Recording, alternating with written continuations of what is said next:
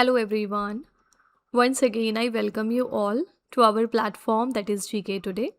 And this is our daily current affairs quiz, जहाँ पर हम डेली बेसिस पे मोस्ट इम्पॉर्टेंट 10 करंट अफेयर्स को डिस्कस करते हैं along with the detailed explanation and static GK part as well. तो आज हम कवर करेंगे 10th of June के most important 10 current affairs. So without taking any further time, let's get started with today's session. So आज का first question है, who became the first Indian to win the Norway chess title. Norway chess title को जीतने वाले first Indian कौन बन गए हैं? The correct answer is C option R, Praggnanandhaa. तो रिसेंटली ये फर्स्ट इंडियन बन गए जिन्होंने नॉर्वे चेस टाइटल को जीत लिया है and he secured this title in Oslo, जो कि नॉर्वे की कैपिटल है, with a final round victory. And इन्होंने फाइनल्स में किसको हराया था? इन्होंने फाइनल्स में हराया था विंसेंट केमर को. ठीक है, तो Praggnanandhaa finished with 18 points to clinch this championship and ये सिर्फ 20 ईयर्स ओल्ड हैं. He is from Chennai and इसी के साथ ये हमारे ग्रैंड मास्टर भी हैं and he achieve the feat that had eluded Viswanathan Anand and D Gukesh. So इस टूर्नामेंट में he recorded 2 classical wins over Magnus Carlsen as well. ठीक है, तो डू रिमेंबर ये फर्स्ट इंडियन बन गए जिन्होंने नॉर्वे चेस टाइटल रिसेंटली जीत लिया है. नाम याद रखिएगा, who is he? R Praggnanandhaa. तो याद रखिएगा इनके बारे में कि ये सिर्फ 12 ईयर्स की एज पर ग्रैंड मास्टर बन गए थे एंड ये चेन्नई के रहने वाले हैं. साथ ही इंटरनेशनल चेस में इंडिया को रिप्रेजेंट करते हैं. और नॉर्वे चेस टूर्नामेंट की बात करेंगे तो नॉर्वे चेस एक प्रेस्टीजियस इंटरनेशनल चेस टूर्नामेंट है जो कि ऑर्गेनाइज किया जाता है ओस्लो में.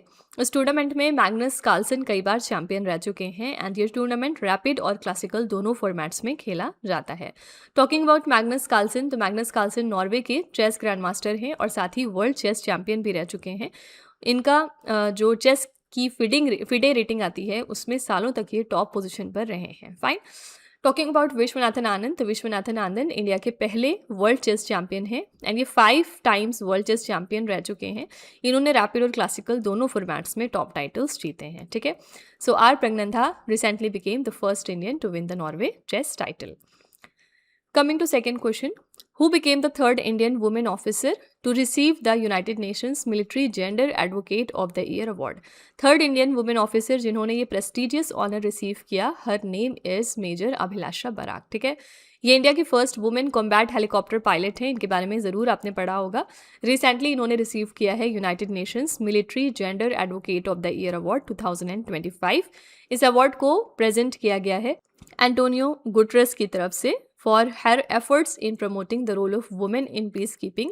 एंड करेंटली अगर हम देखेंगे तो ये सर्व कर रही हैं with the United Nations interim force. कौन सी कंट्री में? लेबनान कंट्री में, as an engagement team commander and gender focal point. तो इन्होंने बहुत सारे कमिटमेंट्स किए थे, बहुत सारे काम किए इन्होंने इन building the trust with local communities. Early warning networks को डेवलप करने में इनका रोल है एंड यहाँ पर इन्होंने वुमेन एंड गर्ल्स को काफ़ी सपोर्ट किया है through education, health and vocational training programme. तो इसी के साथ ये तीसरी इंडियन वुमेन ऑफिसर बन गई जिन्होंने ये इस प्रेस्टिजियस ऑनर को रिसीव किया. पहली दो कौन है? तो फर्स्ट का नाम था सुमन गवानी, ये फर्स्ट लेडी थी एंड सेकेंड इंडियन थी राधिका सेन. ठीक है, इन दोनों पर्सनैलिटीज़ के बाद ये थर्ड इंडियन वुमेन बनी जिन्होंने इस ऑनर को रिसीव किया. तो नाम याद रखिएगा, मेजर अभिलाषा बराक. ठीक है, मेजर अभिलाषा बराक इंडिया की पहली महिला कॉम्बैट हेलीकॉप्टर पायलट है. इन्होंने United Nations military gender advocate of the year award 2025 इसी के साथ जीत लिया. और Major Barak United Nation peacekeeping mission Lebanon में सर्व करती हैं. ये 3 इंपॉर्टेंट पॉइंट्स इनके बारे में आपको ध्यान में रखने होंगे. Talking about United Nations interim force in Lebanon, UNIFIL, ये 1978 में इस्टेब्लिश हुआ था. इसका मेन पर्पस क्या था? लेबनान में पीस को मेंटेन करना. यूनिफिल कई देशों के सोल्जर्स का एक आप कह सकते हैं कि कंबाइंड पीस कीपिंग फोर्स कहलाता है. ठीक है, एंटोनियो गुटरेस जिन्होंने ये अवार्ड दिया, ये कौन है? ये यूनाइटेड नेशंस के प्रेजेंट में सेक्रेटरी जनरल हैं. ओके, एंड इसी के साथ अभी कुछ दिनों पहले हमने देखा था कि जो यूनाइटेड नेशंस जनरल असेंबली का 81st नंबर का सेशन है, इसके लिए कौन अपॉइंट किए गए हैं एज द प्रेसिडेंट? तो ये बांग्लादेश के फॉरेन मिनिस्टर थे जिनका नाम था खलीलुर रहमान. ये करंट अफेयर्स बहुत ही इंपॉर्टेंट है, मैंने आपको याद कराया था. राइट, सो यहाँ पर करेक्ट आंसर क्या था? A option, Major Abhilasha Barak. इसी के साथ चलिए हम थोड़े से इंपॉर्टेंट पर्सनालिटीज़ देख लेते हैं जो फॉर सम रीज़न न्यूज़ में आए पिछले दिनों. The first question is whose author of the Telugu book titled as Agni Sarasulo विकसी चिंतना Kamalam Draupadi Murmu. इस किताब को किसने लिखा है? तो यरलगड्डा लक्ष्मी प्रसाद ने, क्योंकि ये द्रौपदी मुर्मू जी के ऊपर लिखी गई किताब है इसलिए इंपॉर्टेंट है. नेक्स्ट है which Indian dairy company receive the golden peacock award for excellence in corporate governance 2025। ये रिसीव किया है हेरिटेज फूड्स लिमिटेड ने। Who was honoured with the life time achievement award at the international film festival of Delhi 2026। यहाँ पर life time achievement award present किया गया है नंदमुरी बालकृष्णा को। The Bhavya Bharat Bhushan award was launched by which spiritual leader. ये launch किया गया सदगुरु जग्गी वासुदेव के through. Which Indian city is the host of Earth Short Prize 2026? The answer is Mumbai. Next है which two Indian farmer-owned cooperatives have been ranked as the world's top cooperatives in the ICA World Cooperative Monitor 2025? ये दो कौन सी farmer-owned cooperatives थे? अमूल और इफ़को।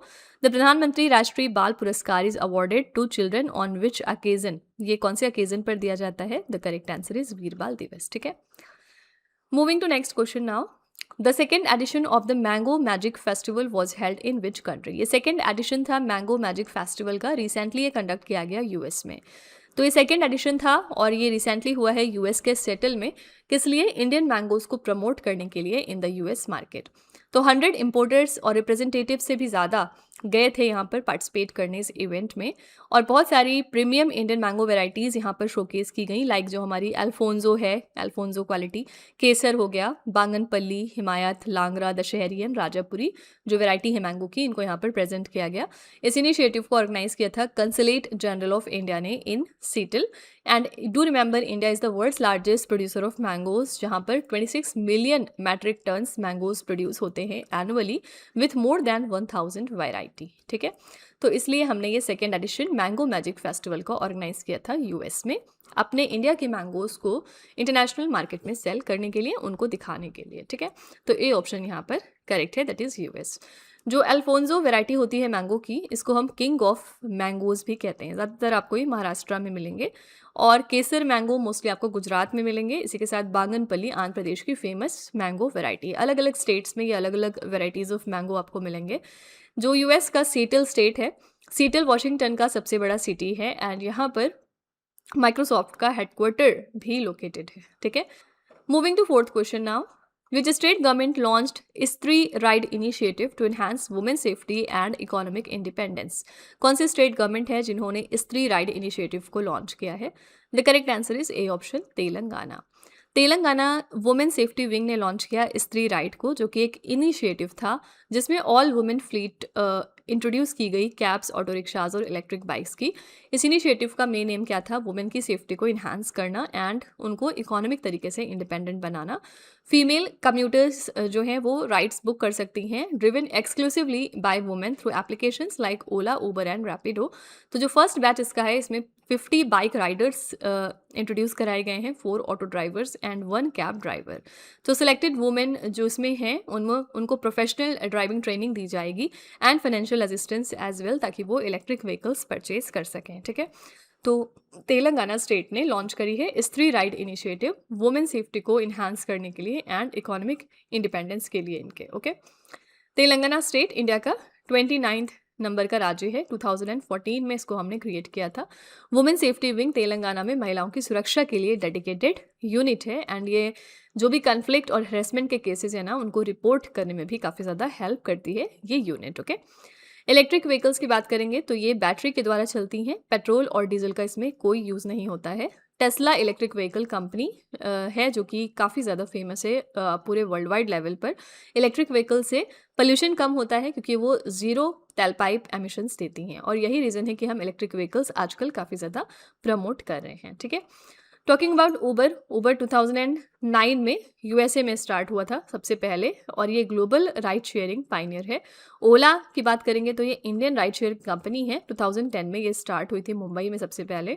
रैपिडो की बात करेंगे तो प्राइमरीली ये बाइक टैक्सीज प्रोवाइड करते हैं, स्पेशली इंडियन सिटीज़ के लिए। ठीक है, तो यहाँ पर करेक्ट आंसर था A option, that is Telangana. चलिए हम कुछ सेंट्रल और स्टेट लेवल के करेंट अफेयर्स रिवाइज कर लेते हैं। The first question is the Matua community is primarily found in which Indian state? ये कम्युनिटी आपको मिलेगी वेस्ट बंगाल में। नेक्स्ट है the Machkund hydro electric project that was recently seen in the news is located on the border of which 2 states? ये project कौन से 2 states के border पर है? The answer is Odisha and Andhra Pradesh. The Morung education system is traditionally associated with which community? The answer is Naga community. International Anti-Corruption Day is observed every year on which day? तो हम ये 9 दिसंबर को celebrate करते हैं. Maha Water Mission was launched by which ministry? The answer is Jal Shakti Ministry. National Center for Polar and Ocean Research works under which ministry? ये work करता है under Ministry of Earth Sciences. The minerals other than atomic and hydrocarbon energy minerals concession second amendment rules 2026 complements with which act? The answer is Mines and Minerals Development and Regulation 2025. Okay. Moving to next question now.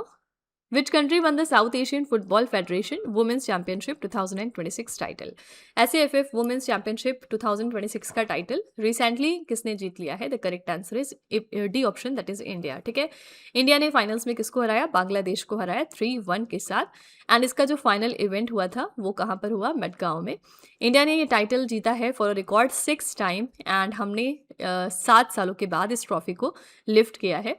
And यहाँ पर जो goals थे India के लिए वो score किए थे प्यारी जग्जा, सनफिदा एंड लिंडा कॉम ने. ठीक है, तो यहाँ पर जो बांग्लादेश का गोल था वो सिक्योर किया था रितु पूर्णा चकमा ने. तो आपको सिंपली यहाँ पर याद रखना है कि ये टाइटल जीता इंडिया ने. फाइनल्स में इन्होंने किसको हराया? बी ऑप्शन, बांग्लादेश को. तो साउथ एशियन फुटबॉल फेडरेशन जो है ना, ये फुटबॉल टूर्नामेंट साउथ एशिया के 8 कंट्रीज़ के बीच में होता है. एंड SAFF वुमेंस चैम्पियनशिप कब स्टार्ट हुई थी? 2010 में. एनीवेज, हमने यहाँ पर बात करी कि इसका जो फाइनल है वो मडगांव में हुआ. मडगांव कहाँ पर है? ये गोवा की सेकेंड लार्जेस्ट सिटी है and Madgaon railway junction south Goa का मेन ट्रांसपोर्ट हब भी माना जाता है. ये फेमस है अपने बीचेस और पोर्तुगीज हेरिटेज के लिए. ठीक है, तो डी ऑप्शन यहाँ पर करेक्ट है, that is India. Moving to 6th question. When is the world food safety day observed annually? हम कब सेलिब्रेट करते हैं world food safety day? The answer is D option, 7th of June को. इस साल की हमारी थीम क्या थी? From burden to solution, safe food everywhere. And इस कैंपेन को लीड किया था वर्ल्ड हेल्थ ऑर्गेनाइजेशन ने along with the food and agriculture organization. यहाँ पर ये हाईलाइट करता है फूड बॉर्न डिजीजेस के ग्लोबल बर्डन को which cause hundreds of millions of illnesses, यानी बहुत सारी इसकी वजह से बीमारियाँ होती हैं and 1000 of preventable deaths annually. तो यहाँ पर पर्पस क्या है इस दिन को सेलिब्रेट करने का? फूड सेफ्टी सिस्टम को स्ट्रेंथन करना एंड सेफ फूड को इंश्योर करना सभी के लिए.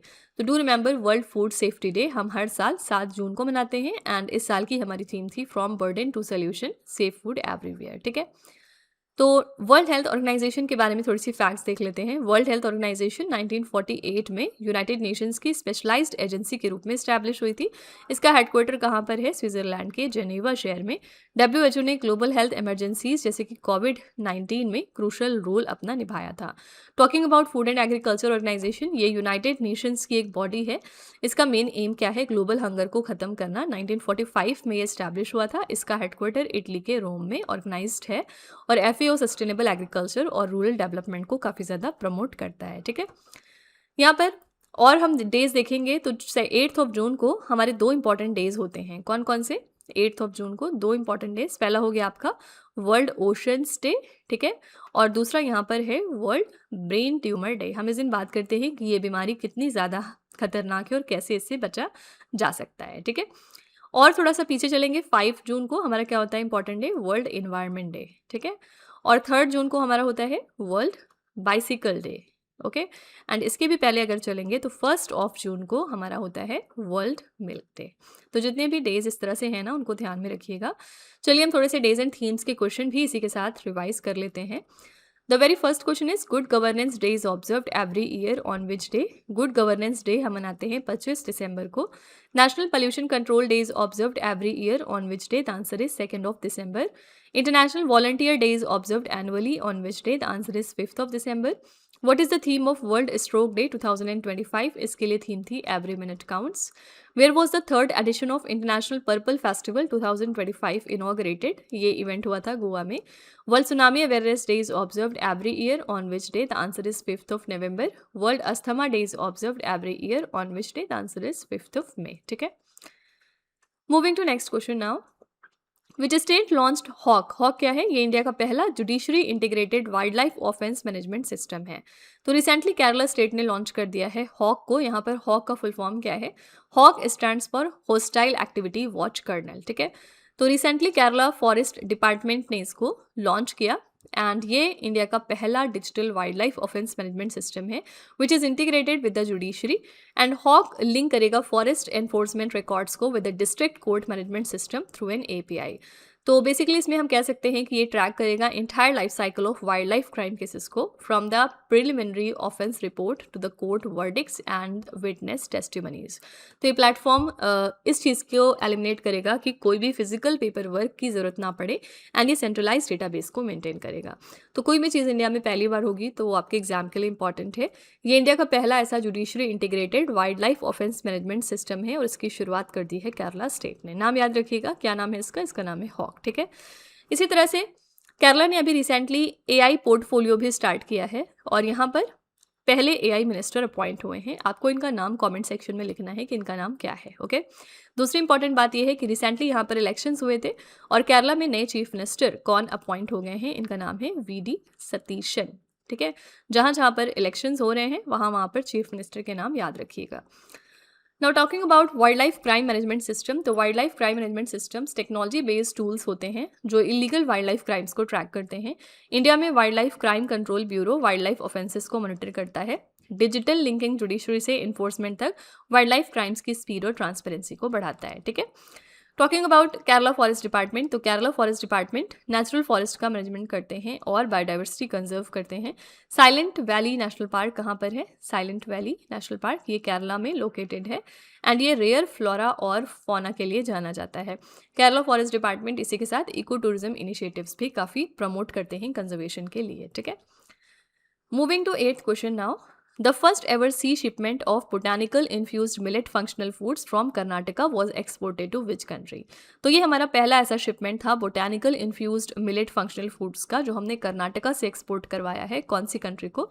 The answer here is C option, New Zealand. तो ये ready to cook millet functional foods हैं जो हमने कर्नाटका से एक्सपोर्ट किए हैं न्यूजीलैंड कंट्री को रिसेंटली। 1 मेट्रिक टन का कंसाइनमेंट फ्लैग ऑफ किया गया है एंड इस एक्सपोर्ट को फैसिलिटेट किया अपेडा ने, विच stands for agriculture and processed food export development authority. And इस प्रोडक्ट्स को डेवलप किया है इन्फिनी एग्रोटेक LLP ने। इस इनिशिएटिव से इंडिया का शिफ्ट प्रमोट होता है from exporting raw grains to value added functional food. ठीक है, तो हमने कहाँ से एक्सपोर्ट किया? कर्नाटका से। कहाँ को एक्सपोर्ट किया है? तो न्यूजीलैंड को। दोनों ही फैक्ट्स ध्यान में रखिएगा। ओके, टॉकिंग अबाउट मिलेट्स, तो मिलेट्स हमारे ग्लूटेन फ्री और हाई फाइबर होते हैं जो डायबिटीज़ कंट्रोल में काफ़ी हेल्प करते हैं। इंडिया वर्ल्ड का सबसे बड़ा मिलेट प्रोड्यूसर है। स्पेशली कौन कौन से स्टेट्स में प्रोड्यूस होता है? राजस्थान और कर्नाटका जैसे स्टेट्स में। Millet traditionally drought resistance crop है, डेजर्ट एरियाज में बेहतर तरीके से ग्रो होते हैं। ठीक है, नाउ यहाँ पर बात करेंगे फूड एक्सपोर्ट की। तो अपेडा भारत में फूड एक्सपोर्ट्स को प्रमोट करने वाली एजेंसी है। इंडिया का मेन फूड एक्सपोर्ट्स में क्या क्या आता है? लाइक स्पाइसेस, बासमती राइस और टी वगैरह। फूड एक्सपोर्ट से देश की इकोनॉमी को फॉरेन एक्सचेंज और इनकम मिलती है। ठीक है, तो सी ऑप्शन यहाँ पर करेक्ट था, न्यूजीलैंड। इसी के साथ चलिए हम थोड़े से इंटरनेशनल करंट अफेयर्स रिवाइज करते हैं जो हमने पहले ऑलरेडी पढ़ रखे हैं। The first question is Balendra Shah has become the youngest prime minister of which country? Recently Nepal में इलेक्शंस हुए थे और ये नेपाल के यंगेस्ट प्राइम मिनिस्टर बन गए। इन्होंने किसको रिप्लेस किया था? इन्होंने सुशीला कार्की को रिप्लेस किया था। इसी के साथ Sushila Karki additional prime minister जब बनी थी ना, तो ये फर्स्ट वुमेन प्राइम मिनिस्टर भी बन गई थी नेपाल देश के लिए। Next, where was the first Quad field training exercise under the Indo Pacific logistics network conducted? ये इवेंट हुआ था एंडरसन एयरफोर्स बेस गुआम में। What is the name of the nuclear energy initiative announced by the UK and the US governments in September 2025? इस initiative का नाम क्या है? Atlantic Partnership for Advanced Nuclear Energy, who has been sworn in as the interim Prime Minister of Nepal in September 2025. अभी just हमने पीछे बात करी, ये थी Sushila Karki. India and which country launch the Ramanujan junior researchers programme for young scientist? ये programme है India और यूके के बीच का। Which state has become the first country in the UK to allow water cremation also called as hydrolysis? तो ये है Scotland. Next है the Teak-Shima dispute that was recently seen in the news is a long-standing territorial conflict between Japan and which country? ये conflict है Japan और South Korea के बीच का। ठीक है, moving to next question now. Which Indian player won the 2026 Women's Asian Individual Chess Championship? 2026 का Women's Asian Individual Chess Championship किस इंडियन प्लेयर ने जीता? आंसर है सी ऑप्शन, सविता श्री भास्कर। ठीक है, इन्होंने 2026 का women's Asian individual chess championship जीत लिया है। ये इवेंट हुआ था मंगोलिया के उलान बातर में। ये सिर्फ 19 ईयर्स ओल्ड हैं और ये चेन्नई को बिलोंग करती हैं और ये चेन्नई बेस्ड इंटरनेशनल मास्टर हैं इन्होंने 7.5 पॉइंट्स अर्न किए थे from 9 rounds. With this victory she qualified for the 2027 FIDE women's world cup. And इसी के साथ ये इंडिया का 13th women's Asia chess championship crown था. ठीक है, तो यहाँ पर सविता श्रीभास्कर काफ़ी ज़्यादा न्यूज़ में थी because of this reason. And talking about women's Asian individual chess championship, तो ये एशिया की सबसे प्रेस्टिजियस वुमेन्स चेस कॉम्पिटिशन है. इंडिया ने अब तक 13 women's Asia chess championship crowns जीत लिए हैं. एंड टॉकिंग अबाउट मंगोलिया, तो उलान बातर मंगोलिया की कैपिटल सिटी है. ये दुनिया की कोल्डेस्ट कैपिटल सिटीज़ में से एक है. एंड अगर हम यहाँ पर बात करेंगे फिडे वुमेन्स वर्ल्ड कप की, जो हमने यहाँ पर देखा, तो फिडे वर्ल्ड कप चेस का एक मेजर नॉकआउट टूर्नामेंट होता है. Women's world cup female chess players के लिए होता है एंड ये टूर्नामेंट क्वालिफिकेशन रूट भी बनता है वर्ल्ड चेस चैंपियनशिप के लिए. ठीक है, coming to last question now. Eklavya model residential schools are a flagship initiative of which ministry. Eklavya model residential schools flagship initiative है मिनिस्ट्री ऑफ ट्राइबल अफेयर्स का. तो ये फ्लैगशिप इनिशिएटिव है इस मिनिस्ट्री का, दैट वाज लॉन्च्ड इन 1998. इस scheme का purpose था क्वालिटी रेजिडेंशियल एजुकेशन प्रोवाइड करना हमारी शेड्यूल्ड ट्राइब स्टूडेंट्स को who are from classes 6 to 12 in remote tribal areas. ये प्रोग्राम रिवैम्प किया गया 2018 और 19 में to expand its reach and educational infrastructure को फर्दर इंप्रूव करने के लिए. न्यूज़ में फिल रिसेंटली किस वजह से आया है, because national education society for tribal student, जिसको हम नेस्ट कहते हैं, इन्होंने मेमोरेंडम ऑफ अंडरस्टैंडिंग साइन कर लिया है with learning links foundation to implement the Amazon future engineer programme in the Eklavya model residential school. इस वजह से ये स्कूल्स अगेन न्यूज़ में आ गए थे. ठीक है, तो न्यूज़ में क्यों आया, because the national education society for tribal student, इन्होंने मेमोरेंडम ऑफ अंडरस्टैंडिंग साइन किया लर्निंग लिंक फाउंडेशन के साथ मिलकर. वो इम्प्लीमेंट करेंगे अमेजॉन फ्यूचर इंजीनियर प्रोग्राम को in Eklavya model residential schools में. So that's why it again came into news. Okay, talking about ministry of tribal affairs, तो ये 1999 में इंडिपेंडेंट मिनिस्ट्री के तौर पर फॉर्म हुआ था. ये मिनिस्ट्री मेनली इंडिया के ट्राइबल वेलफेयर और डेवलपमेंट के लिए काम करती है. And talking about scheduled tribe, तो शेड्यूल्ड ट्राइब इंडिया के कॉन्स्टिट्यूशन में स्पेशल कैटेगरी के आप कह सकते हैं कि लोग होते हैं.